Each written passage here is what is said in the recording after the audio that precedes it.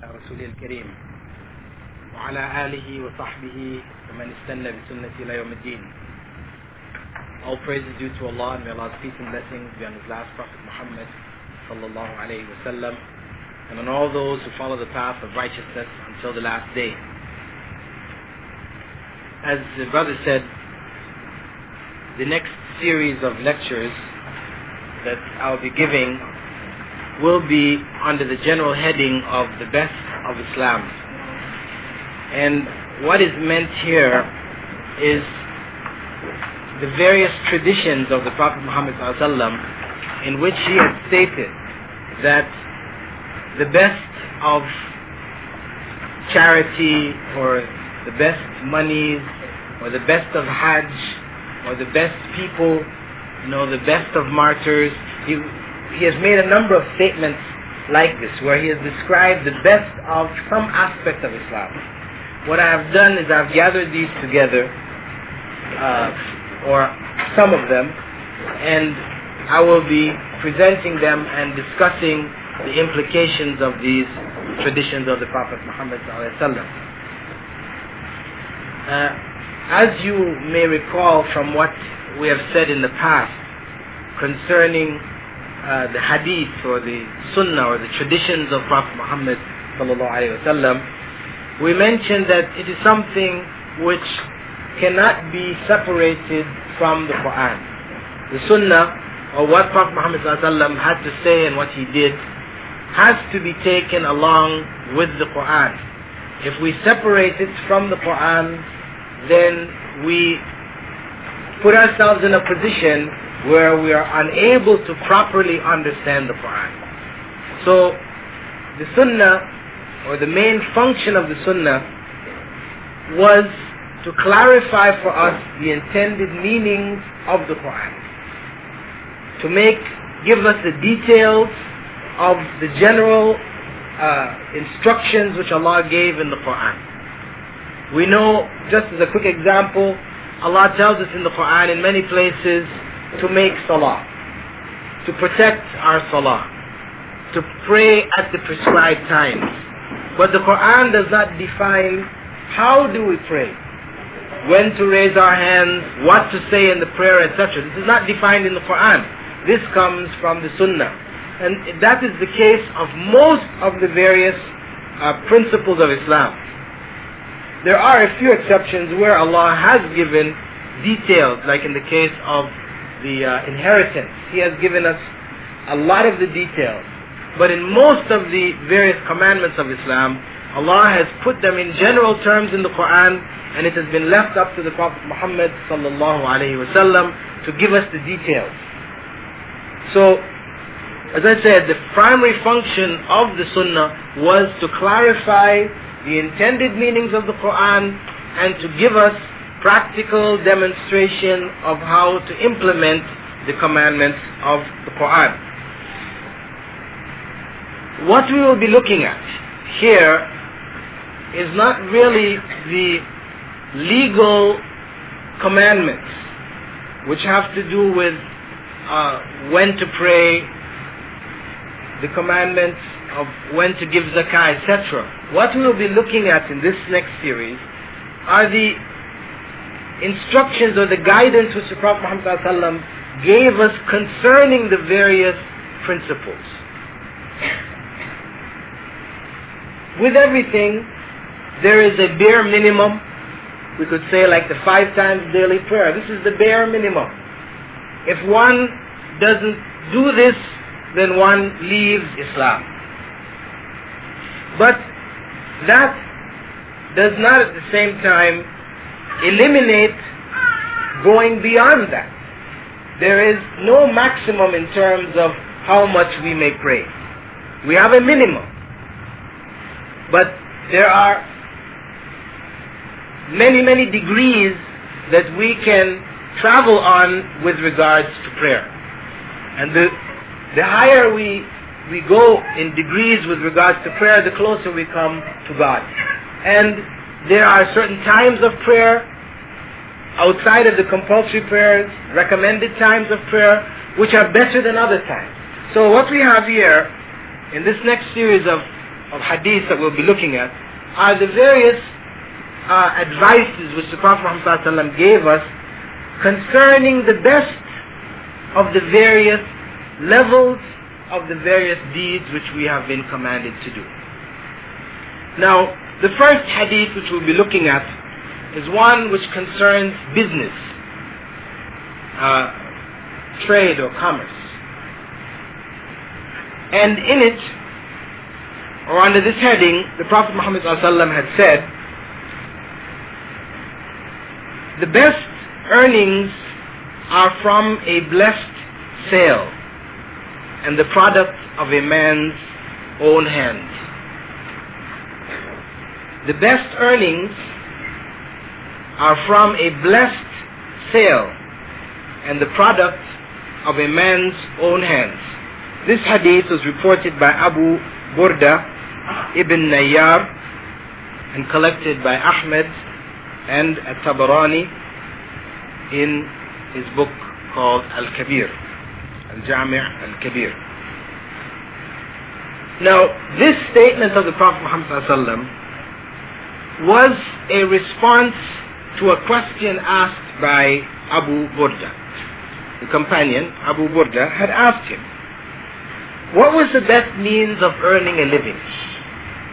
See, the companions were very concerned about finding out, with regards to the religion, what was the best way to do this or to do that or to do that. So whenever an opportunity arose, they would ask the Prophet Muhammad ﷺ for guidance in this matter. Now the Prophet Muhammad ﷺ defined for him, as a means of earning one's living, that the best is from a blessed sale. A blessed sale meaning one that is free from deception or cheating, and that the goods and means of exchange are halal.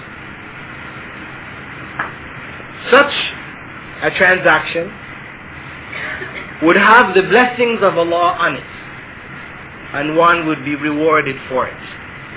See? Sometimes we might think that we only get rewards for particular good deeds that we do which have been specifically defined by Allah as acts of worship. But Islam is comprehensive. It covers all aspects of life. So when a person deals in business, has a business transaction in which he is truthful to God, he is aware of God, and he does it according to the principles of Islam, then this becomes a righteous act on his part, and he is rewarded for it. Now, the Prophet Muhammad ﷺ stressed this idea of a righteous sale because it is very enticing for businessmen to cheat their customers. Any of us who has been involved in business knows that the temptation to take advantage of the ignorance of the customer is great. Those who take the most advantage make the most money. This is what we observe. If one just deals with basic exchanges, giving people their rights and not, seeking to deceive them in any way, then one will make a moderate living. This is the case in most cases. However, if one wants to, earn huge amounts of money, then one gets involved in various devious means, which in one way or another ends up in tricking the customer. And Islam, because of the fact that human society depends on business transactions, for us to be able to function as a society, we have business transactions on all levels. We're buying our food, we're buying our clothing, we're buying our homes, we're buying our transportation. Everything we're doing involves in one way or another some form of business transaction. Because Allah has made us in such a social relationship where we are interdependent. Everybody depends on everybody else for something. And we do not exchange our needs, provide for each other's needs freely. Allah has not made us in this fashion. Communism proposed to set up a system where people would exchange freely. The ideals of communism being from each according to his ability and to each according to his need. This is the basic philosophy or the philosophical goal which communism had set for itself. That each person would strive according to his ability. If he was stronger than others, he would work twice as hard. But he would only take according to his need. If people were able to function like that, then society would not be in need of business. You wouldn't need. Because each person would just do according to his ability and would only take back as a result of his efforts what he needed. So it means that there would always be surplus. The surplus is given to those who are weaker, who have lesser abilities. However, this is not how Allah has made us. When a person works twice as hard as another person, then he wants to see twice as much in return. This is how Allah created us. We have a desire to own and to possess, to control the things around us which make our lives comfortable, etc. So we will never agree to work according to our ability and take according to our need. We'll willingly work according to our ability, but we take according to what that ability produces. If I work twice as hard and it produces twice as much, then it is my right to take twice as much. And we're not going to be satisfied with anything less. And this is why when communism tried to impose this system in its domain, they failed eventually. They failed from the beginning, and it finally just built up with every generation until, the couple of generations that have passed, until just recently now we see them all crumbling and all taking on straight out-and-out capitalist principles to run their economies. Because you can make people work by putting a gun to their head, but you will not get them to produce like a person who produces believing that he will get his right or his due for the effort that he has made.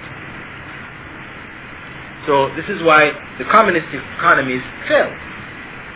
Now, given this reality that human society is built on a series of commercial exchanges, then Islam saw to it that these exchanges were regulated in such a way as to protect both the buyers and the sellers.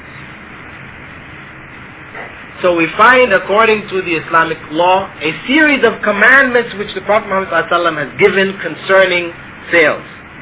And most of the commandments prohibit deception in one way or another. For example, Abu Huraira reported that the Prophet Muhammad ﷺ had said, "Do not leave sheep you are selling unmilked for a long time prior to the sale. For whoever buys such an animal has the option of returning it after milking it, along with 2 handfuls of dates, or keeping it." A person is selling sheep, or goats, or whatever. If they leave the sheep unmilked, feeding it well, unmilked, then the udders will become full with milk. So when they put it on the market, it appears to be a very productive sheep. Now when you're going to buy, you're going to look to see the ones which appear to be the most productive. So now what you have done by keeping it unmilked for so many, days before the sale, is to give a false impression to the buyer that they're buying something which is particularly productive when in fact it is not. So Prophet Muhammad ﷺ said that if a person buys the sheep, they're allowed to milk the sheep, to test it, to see whether the milk will come back, in as great quantities as they got it. And if it didn't, then they had the right to return the sheep. But the Prophet Muhammad ﷺ also protected the seller in that when the person returns, they also had to return along with it 2 handfuls of dates for the value of the milk. Because otherwise you may have some customers who will go around buying the sheep, milks it at home, he brings it back, he goes, he buys another one the next day, he milks it at home. So he could just be providing milk from himself, just going around the market. So he could in that way cheat the seller. So Islam, because it is so comprehensive and it looks after the interest of all sides, it has protected the interest of the buyer and at the same time protected the interest of the one who was selling.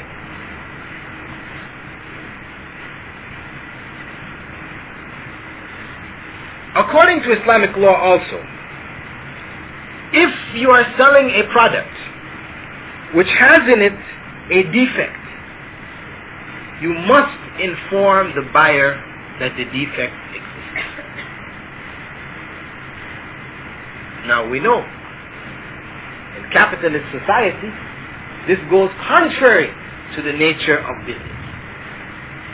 The most successful businessman is the one who is able to sell the most defective things, in the largest quantities. Right? Because he's buying it cheaper than the regular price, because when something is defective, they will sell those goods cheaper. So he buys these defective goods and he's able to sell it and make the same kind of money that the other person is selling the whole goods, the good goods, which he is buying at a higher price. So this one is able to maximize his profits by selling defective goods. But according to Islam, this is prohibited. This is sinful.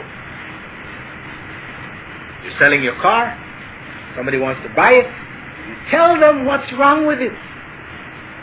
I know this sort of, goes against one's nature, because you say, well, if I tell him, then he's not going to buy it. You see? It means I must fix the car up some before I sell it. I have to put some more money in it. But this is what Islam wants, because this is your brother. You would hate to have bought a car believing that it was good, and then after you drove it, a few days later, the clutch falls out and the wheels fall off, the engine breaks down. You say, what is this? The same way you wouldn't like that, then you shouldn't do it to somebody else.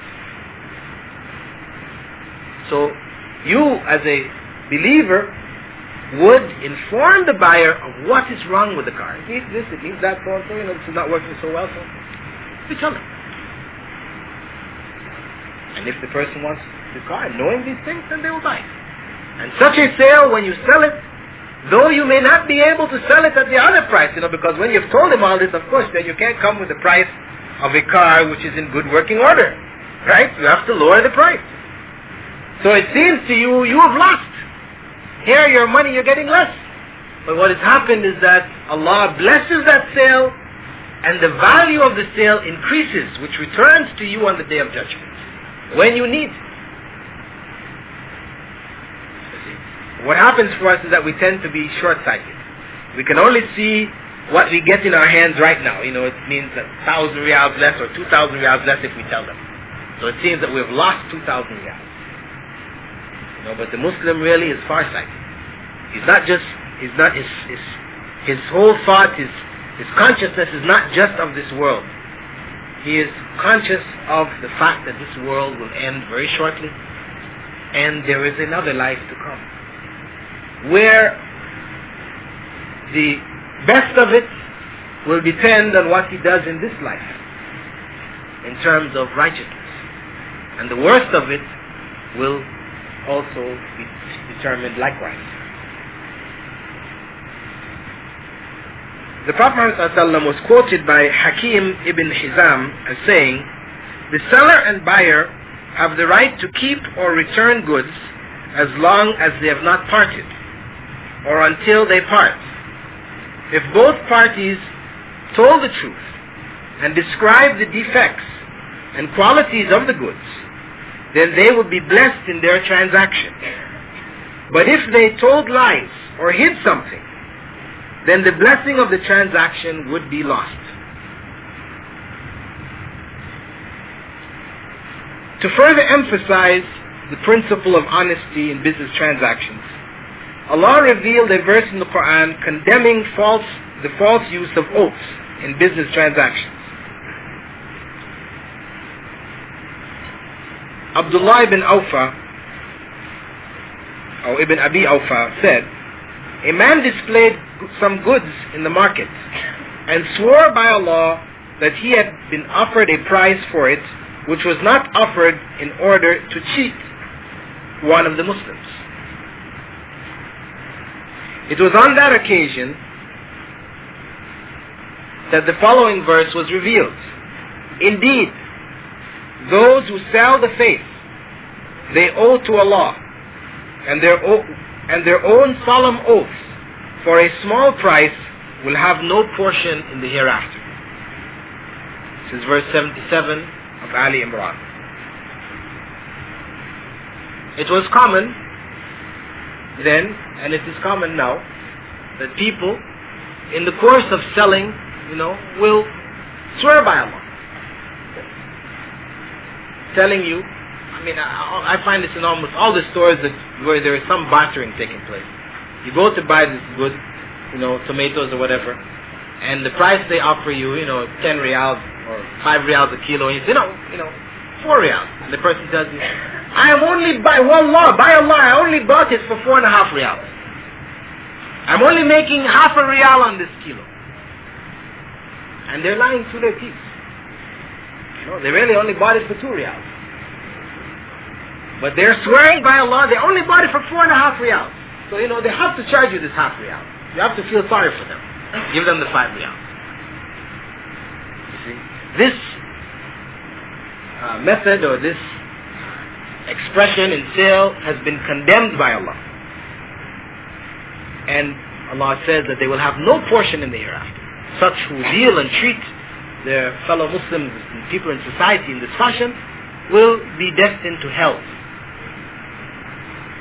It doesn't mean that this act alone will carry one to hell, but that if this becomes one's way of life, because this expression in the market ends up being expressed in your other dealings, with your family, with your friends, etc.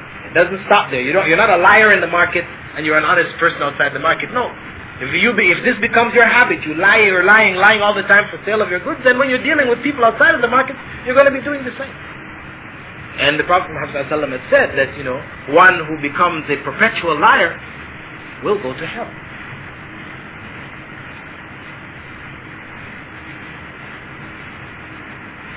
So we have been discouraged from even using any kind of oaths in sales. It's not forbidden. We may do so, but one has to be certain that when one swears by Allah that what one is telling is the truth. And we know it is so easy for us to swear by Allah and be lying. This is why we're advised best not to use oaths when selling. Prophet Muhammad ﷺ had said, the swearing by the seller may persuade the buyer to purchase the goods, but that will deprive the sale of Allah's blessing. Because this is why people swear, to convince that person that this is really what they're saying. But in doing so, they deprive the sale of Allah's blessing. The sale of things which are of themselves prohibited is also prohibited in Islam. For example, we know that pictures are prohibited. Pictures of living beings, paintings, drawings, carvings of living beings, human beings or animals, is prohibited in Islam. So one in a store cannot sell these objects. Because one doesn't take it into their home and keep it, it doesn't mean that they may sell it. If a person accepts Islam, for example, and they had some figures which are out of gold, but they were figures of human beings or animals, etc., then what they may do is just melt it down and sell the gold and get the value of the gold. But to sell the item, which becomes a form, like an idol, becomes in that same kind of category. To sell such a thing is prohibited. Similarly, for example, we talked before in earlier sessions about music. If one comes to the realization that the music which is out there on the market, which we may have been collecting, etc., is prohibited, then when one realizes that, one may not take up one's record collection now and go and sell it, saying, okay, I want to get rid of this, I don't want to deal with music anymore, so they go and sell it to somebody else. No. Or if one had musical instruments, piano or guitar or something like this, and one finds out, after reading Sahih Bukhari, where the Prophet Muhammad ﷺ prohibited such musical instruments, one comes to that realization, it's not allowed now for us to take that instrument and sell it. No. This is a prohibited instrument. So, we have to be aware that what is being sold, cannot be of a prohibited nature. This is one of the things, for example, or pitfalls that many Muslims fall into when they go to the West. You will find many who have gone to the West who have been involved in businesses. A person opens a restaurant. Now, for him to be able to have a successful restaurant on the standard of the other restaurants which are there, he must get a liquor license. He has to get a license to sell alcohol. So, he does that. If he opens a grocery store, he must be selling along with it some beer or pork and its products. So you'll go to America and you'll find many Muslims from this part of the world who are over there doing business, and they are selling prohibited things. They may not be taking them themselves, but they're selling it. And in doing so, they have sold their faith for the material world. And the Prophet Muhammad, according to Jabir ibn Abdullah, he had stated that in the year of the conquest of Mecca, he heard Allah's Messenger say, Allah and His Messenger has made illegal the sale of alcohol, dead animals, pigs, and idols. Dead animals meaning animals which die of themselves, what is known in Arabic as Meta. An animal which dies of itself, or is slaughtered in one of the prohibited ways, by strangulation, for example, or by clubbing it over the head. These type of animals are prohibited for us to eat. And it is also prohibited for us to sell such animals. The people asked, what about the fat of dead animals? For it is used in greasing boats and hides, and people use it for their lanterns, to make oil for their lanterns. He replied, Prophet Muhammad ﷺ replied, no, it is illegal. May Allah curse the Jews, because Allah forbade them from eating fat, so they melted it, sold it, and devoured its price.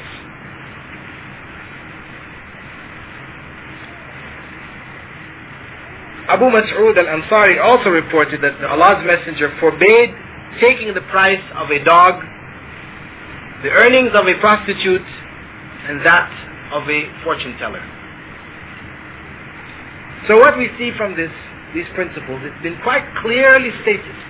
I mean, it is not something which has been deduced, where there could be differences of opinion. It is prohibited for us to deal in business which involves prohibited things. The question was raised to me when I was in Philippines, whether it is allowed for Muslims to sell cigarettes. Because in the southern Philippines, Muslims were involved to a large degree in importing, actually smuggling, cigarettes into the country and selling it. And I pointed out to them there that because, according to Islamic law, smoking, the use of tobacco, the smoking of tobacco is prohibited, then it becomes prohibited to sell cigarettes. It doesn't mean that the growing of tobacco or the sale of tobacco in and of itself is prohibited. However, if one grows tobacco for the production of cigarettes, one sells tobacco to a company which is producing cigarettes, then this sale is haram. The Western scientists have discovered that the protein content in tobacco leaves is higher than most other plants. So if they develop a mode by which the protein can be extracted from the leaves of the tobacco plant, and this can be reconstituted in the form of foods, which would be high in protein, this is one means of relieving much of the food crisis which exists in the world today. However, people, because this just goes to show you that when Allah creates something, there is use in it. Because people may use it in a haram manner, it doesn't mean that it has no halal use. Where it is used in halal, it is halal. Where it is used in haram, it is haram. And as such, we can see from what science has now discovered that there is great benefit in tobacco, but not in the form in which it is used today.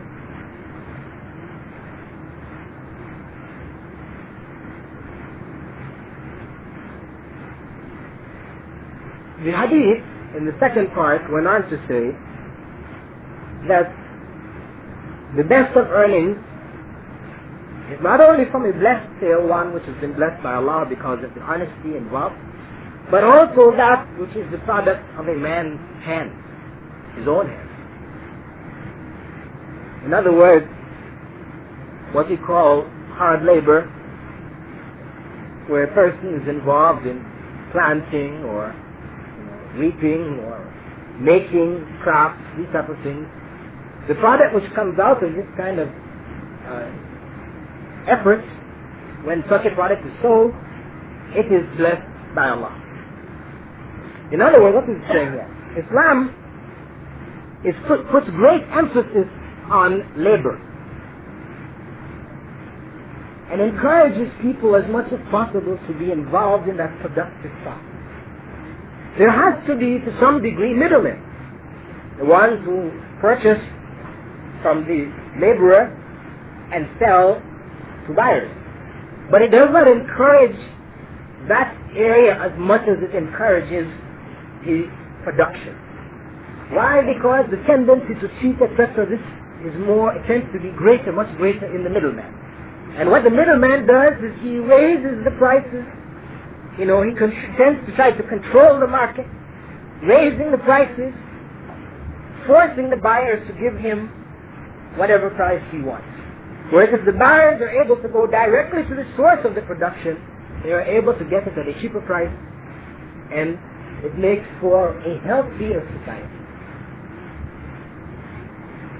So Islam encourages actually smaller businesses. It's not to say that large businesses are prohibited, but it encourages more and more people involved in the process of production. Because, to a large degree, when a person makes something and sees the product of what he has done, it gives a certain satisfaction that one doesn't get from purchasing and selling and purchasing and selling. People take pride, those who are craftsmen, etc., they take pride in the work that they're doing. In America, they make a distinction between what they call blue-collar workers and white-collar workers. Blue-collar are those who are working, hard labor. White-collar are, the clerks, people who are involved in that middle level. And, being known as a white-collar worker is sort of a sense of superiority. You're not a blue-collar, you're not dealing with your hands, hard labor. There's a tendency to look down on that. Whereas Islam reverses it and emphasizes that these people are the people who are most honest. The efforts that they make are the best of them.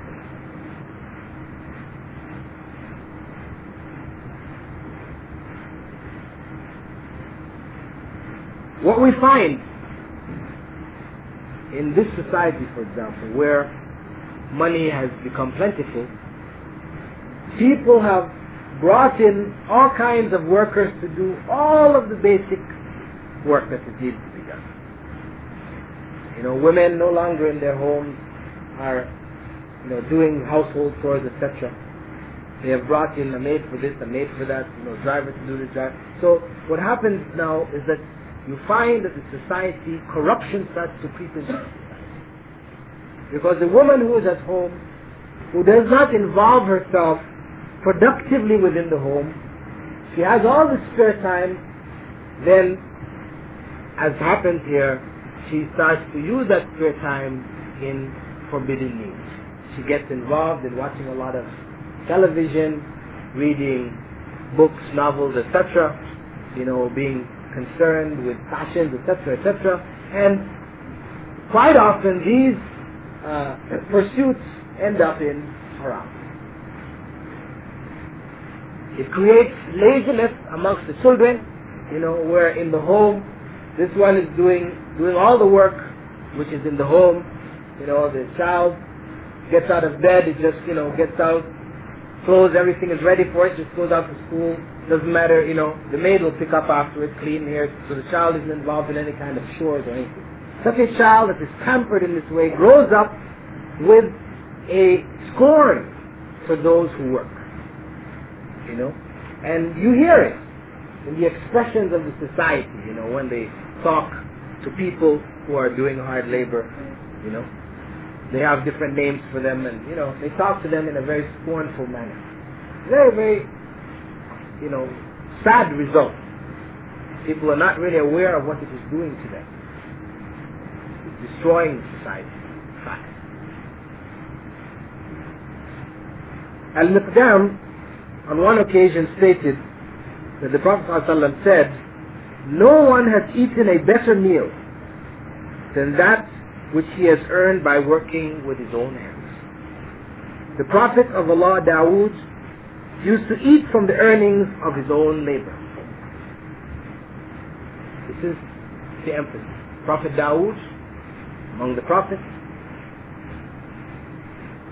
used to eat from the earnings of his own labor. We know Prophet Muhammad ﷺ also was involved in trade, taking goods, selling the goods, buying, etc.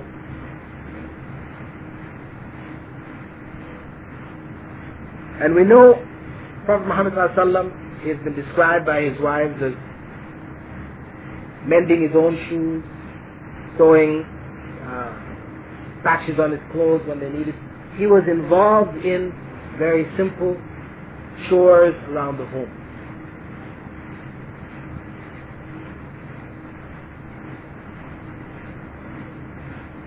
What we find here in this hadith also,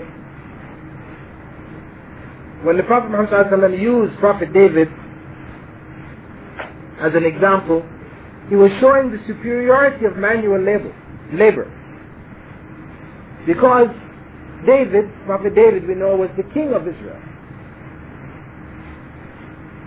Allah had designated him as king. And as a king, obviously, he had no need to work.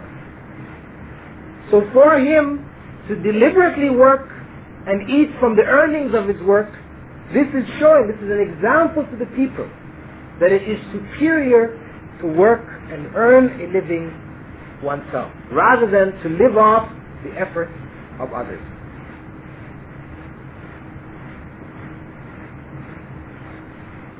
This hadith, and the hadith of the session that we're taking,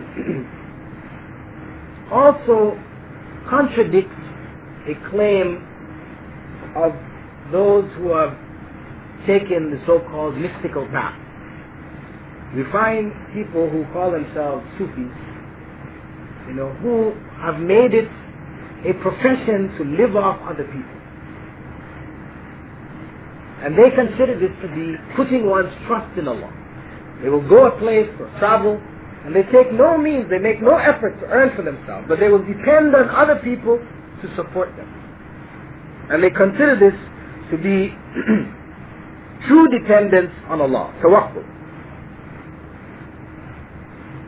However, what we find from the Prophet Muhammad's example is that he prohibited begging.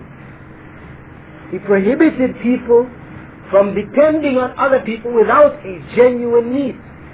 A man came to him on one occasion and asked permission to get some charity. The Prophet Muhammad said, it is better that one cut wood and carry it on his back to the market than to beg someone who may or may not give him. Putting one's trust in Allah involves efforts first, then the putting of the trust. It is not just putting oneself in a situation without making the necessary efforts and saying Allah will provide.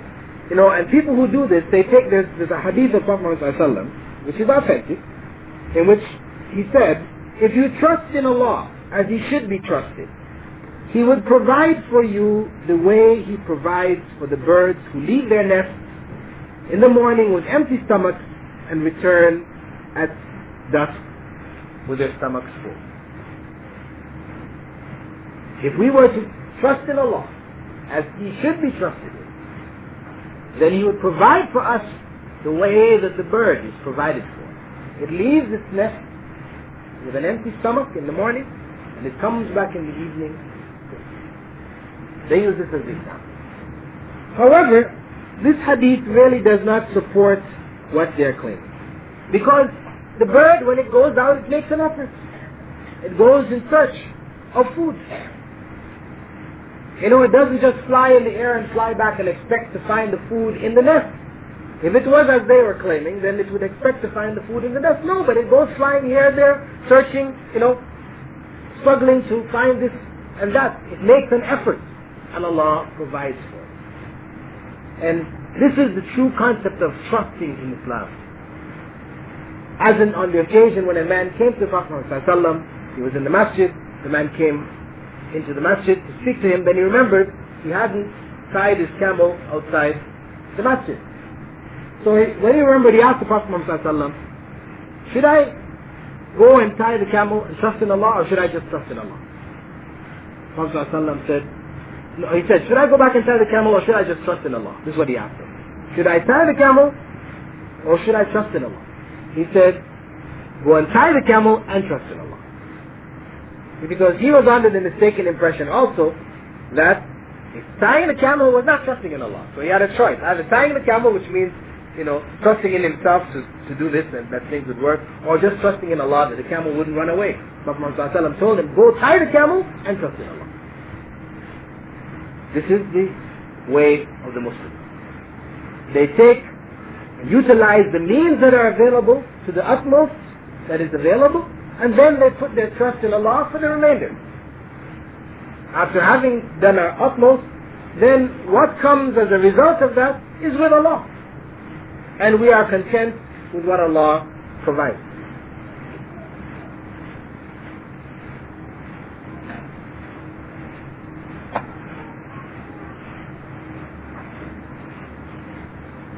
The Prophet Muhammad was approached by a companion to get permission to beg due to a debt. And the Prophet ﷺ told him, his name was Qabisa. He told him, "Oh Qabisa, begging is only allowed in 3 cases. A man who has become indebted is allowed to beg until he raises what he needs, then he must stop. A man afflicted with a misfortune which ruins his property is allowed to beg until he is able to find a means of livelihood. And a man in a state of dire need, about whose state 3 men of his tribe bear witness, he may also beg, until he finds a means. Begging for reasons besides these are unlawful, and the one who does so consumes what is unlawful.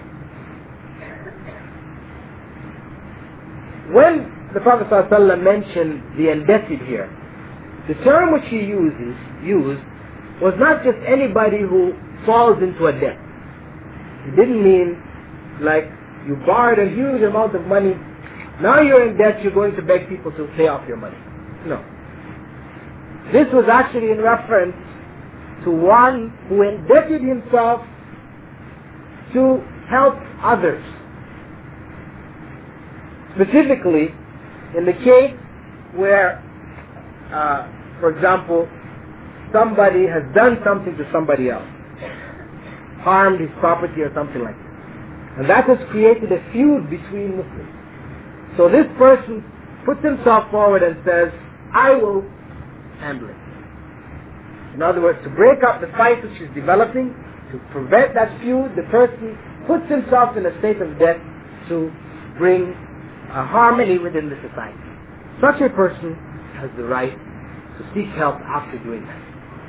So because he is not indebting himself for his own personal needs, he is doing so to help the society. So, in summing up this first hadith, we find the Prophet Muhammad ﷺ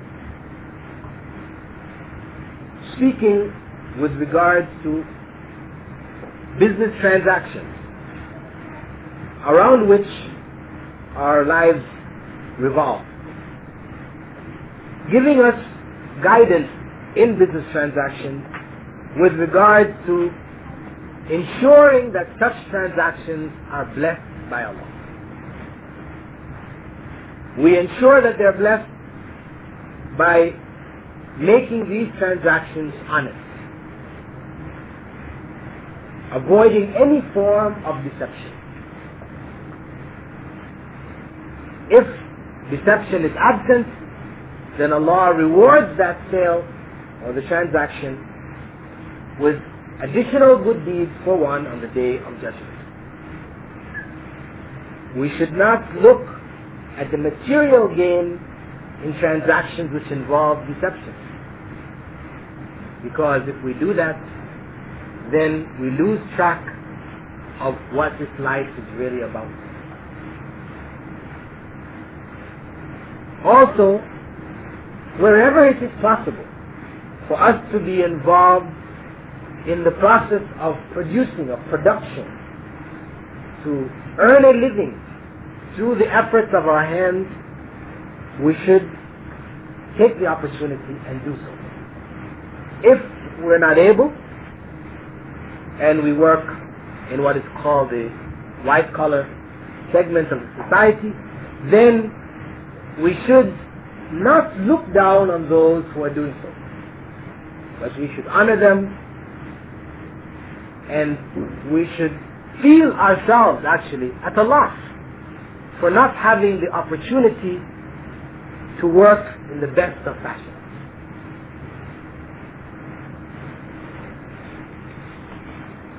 Before I go on to the second hadith, which also involves money and how we deal with our money, I would just, give a brief opportunity for anybody who would like to raise any questions concerning the first hadith and the explanation given. If there are no direct questions, I will go on to the next and then take the general questions at the end. Does anybody have a question which has come to mind specifically concerning that first hadith?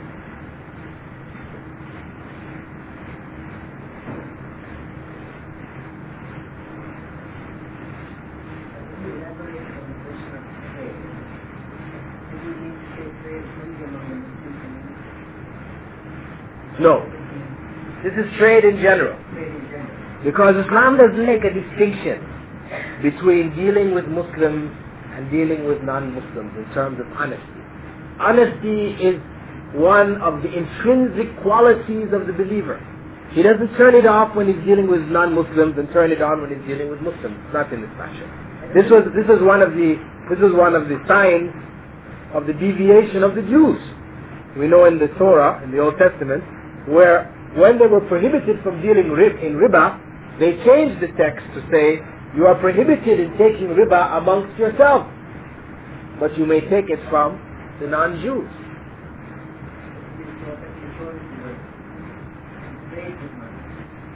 Certainly. The Prophet Muhammad ﷺ was involved in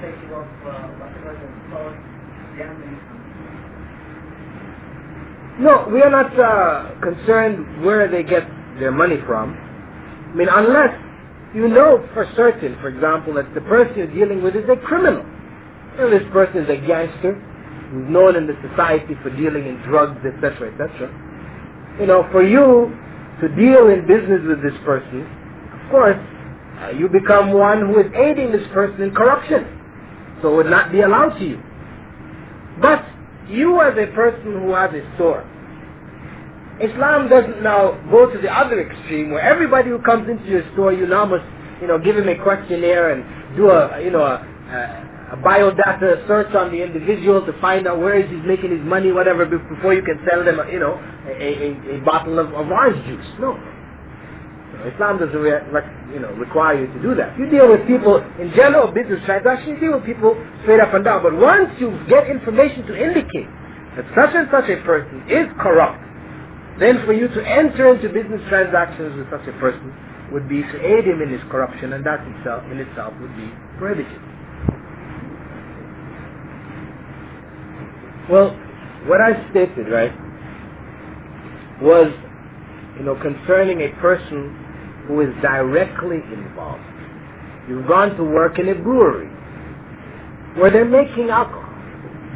For you to go and work in there, I mean, it is obvious that you are aiding them in the production of something which is prohibited and corrupt.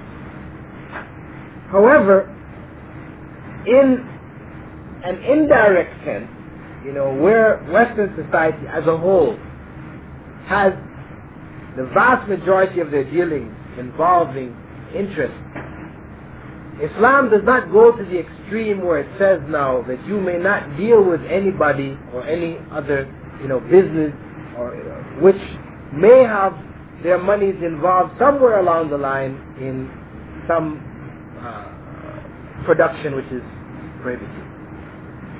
If it is obvious and you have a means of diverting your cash elsewhere, then it is better. I mean, what really Islam ultimately strives for is the control of the society in which it exists, in such a way that, for example, in a Muslim state, we would not allow the non-Muslims to set up breweries. Though a non-Muslim, in the privacy of his home, if he wants to make his private little stock of alcohol and drink it, we would not break down his front door and drag him, to jail. Right? As long as he doesn't come out in a state of drunkenness, in which case then he becomes liable. But what he does in the privacy of his home, it's okay. But now to set up a factory where he's going to be producing and saying, okay, I'm only going to sell to non-Muslims, no, we wouldn't allow him to do that. And as such, the vast majority of the transactions in the Islamic State would not involve anybody who is involved in anything corrupt. However, Muslims, in a minority situation, where Muslims are living in a non-Muslim society, now you have to realize that you are now obliged, for you to survive in that circumstance. This is why the fundamental principle for Muslims in non-Muslim circumstances is hijrah. You have to realize that where Muslims are in a minority, what is fundamentally on them, according to Islam, is hijrah. If you are unable to make hijrah, then you are justified in staying where you are. Or if you intend to try to spread Islam, your intention is da'wah, to establish and spread Islam so that it eventually becomes the ruling force in that given society in which you are, then it also becomes allowable for you to stay. Otherwise, according to Islamic law, it is prohibited for a Muslim to remain under the rule of non-Muslims, because you will be obliged to compromise time and time again in various areas of the religious commandments. You will be obliged to disobey Allah in a variety of different areas. This is why fundamentally Muslims are obliged to make hijrah. And this is where you hear that when you talk to scholars, especially those in Muslim countries, they will say, you should make hijrah, you shouldn't be there, you should. But of course, the reality is that the vast majority are not able to make hijrah. They do not have the means. And the Muslim countries that exist around the world are only Muslim in name. They do not invite people to make hijrah. So then again, you don't have any place to make hijrah to, even if you wanted to. So given these circumstances, then you have to have a particular outlook in your prohibited circumstance. You realize that it is wrong, but it's something beyond your control. So what you have to do is to strive to change it. You strive to affect the society in which you live in such a way that it will eventually become an Islamic society. You are obliged to get involved in the political process, the administrative process of the society, so that you may control certain aspects of it to protect the Muslim community. If there are no Muslim lawyers, then Muslims are obliged to go to non-Muslim lawyers to get their rights when cases come up. And naturally non-Muslim lawyers will not be looking out for the interest, except in rare cases, looking out for the interest of the Muslim society. So it becomes essential. Though the general principle is there in the Quran, where Allah says that whoever judges by other than what Allah has revealed is a disbeliever, is a kafir. Though this is a general principle, this really is in reference to a circumstance where a Muslim is in a position to apply Islamic law and he or she chooses the laws of the disbelievers. Such a person is a disbeliever. But in a circumstance where Muslims are in a minority, the law of the country is an un-Islamic law, then it becomes necessary to function within that system as lawyers, as policemen, as whatever, as a means to protect the community. You don't go into the legal profession with the intention that lawyers make a lot of money. They get big houses, big cars. They live happily ever after. So I want to be a lawyer. No. To go in with that intention is haram. Because the biggest lawyers are those who are able to successfully defend the biggest criminals. These are the biggest lawyers.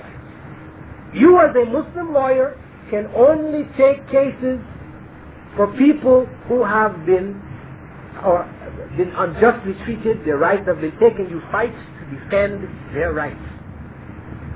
These are the only kind of cases you can take. You will make a reasonable living because people need lawyers, but you will not make the big money. And you have to go into that profession because you know you're dealing with the laws which are not the laws of Allah. You have to go into that profession with the intention of protecting the Muslim community. By becoming a skillful lawyer, when the Muslims are in need of help,